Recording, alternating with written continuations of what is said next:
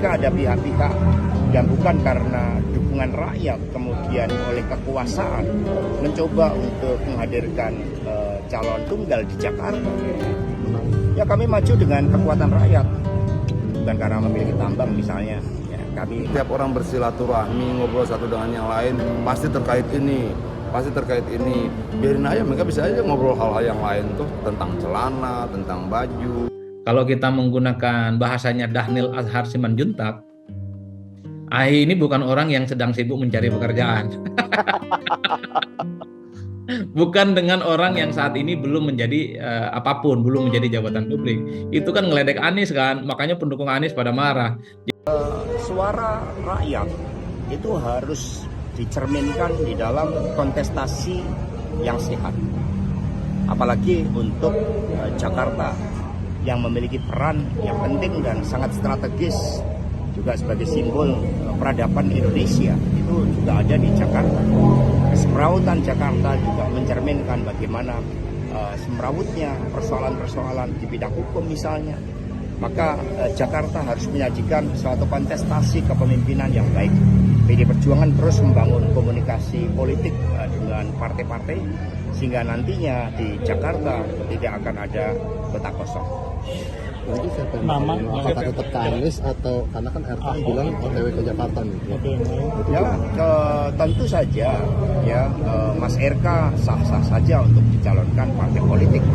Tetapi PD Perjuangan juga memiliki suatu mitra-mitra strategis yang nantinya itu akan merubah suatu konstelasi yang ada di Jakarta. Nah, proses komunikasi terus-menerus dilakukan. Ketika ada pihak-pihak yang bukan karena dukungan rakyat kemudian oleh kekuasaan mencoba untuk menghadirkan calon tunggal di Jakarta, tentu itu tidak sehat bagi demokrasi.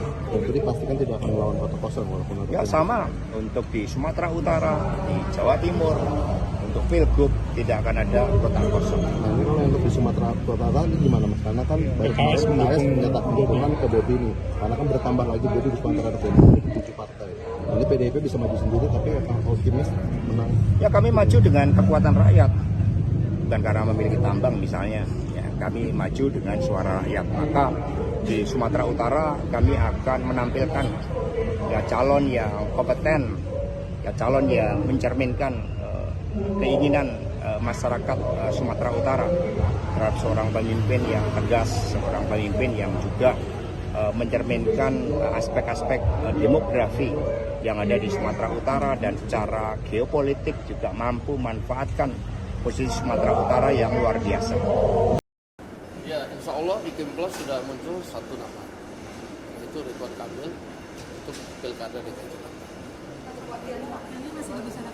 Untuk wakilnya nanti mungkin sehari 2 hari kita akan sampaikan ke media. Kimplos ini plusnya siapa aja? Sama, nanti sehari 2 hari baru kita sampaikan plusnya siapa aja. Artinya sehari 2 hari ini deklarasi ya Pak? Sehari 2 hari ini dalam rangka bukan, kita melakukan sinkronisasi dengan partai Kim dan plusnya. Dihadiri sama Pak Prabowo juga ya Pak? Plusnya lebih dari 1. Bang Dasko, apakah plusnya ini Nasdem atau PKS atau? Ya nanti sehari 2 hari kan ketahuan hasil sinkronisasinya. Apa sih yang meyakinkan mereka itu untuk bergabung sama Kim? Wah, kalau itu kita kan susah anunya, karena kan masing-masing yang meyakinkan kan pasti ngomongnya beda-beda, gitu kan gitu.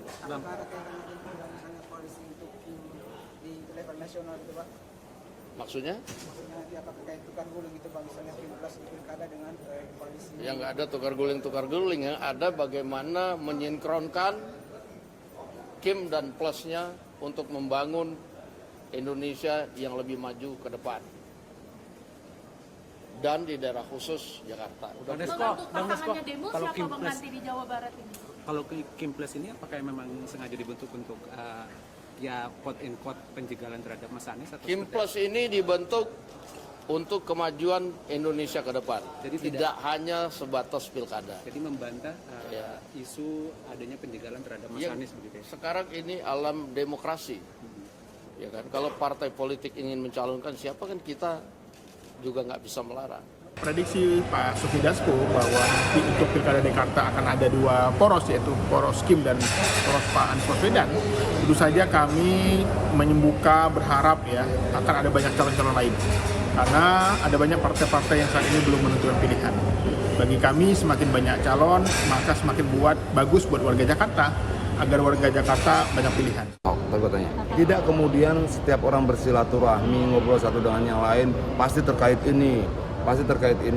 Biarin aja, mereka bisa aja ngobrol hal-hal yang lain tuh, tentang celana, tentang baju, dan semua keakraban bisa dimulai dari mana-mana. Orang bilang kalau kita tidak bisa ketemu dalam pilihan politik, ya kita bisa ketemu dalam pilihan ngopi, dalam pilihan makanan, banyak. Dan saya tidak mau kemudian menjudge pertemuan-pertemuan itu selalu punya muatan politik. Kalau ini kan ada yang juga membahas soal bertanya-tanya tentang kemungkinan AHY maju lagi dalam Pilgub DKI Jakarta ya. Jadi ini rematch-nya ini betul-betul kayak kembali partai ulangan 2017.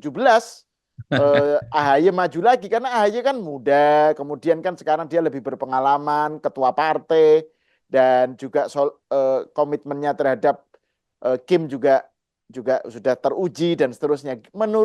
Tapi memang tidak ada yang menarik di dalam survei terbaru, top of mind tuh nggak ada nama AHY gitu. Ya. Nggak muncul gitu. Menurut Bung Adi, kemungkinan tiba-tiba muncul AHY sebagai kuda hitam gitu gimana di Pilkada Jakarta?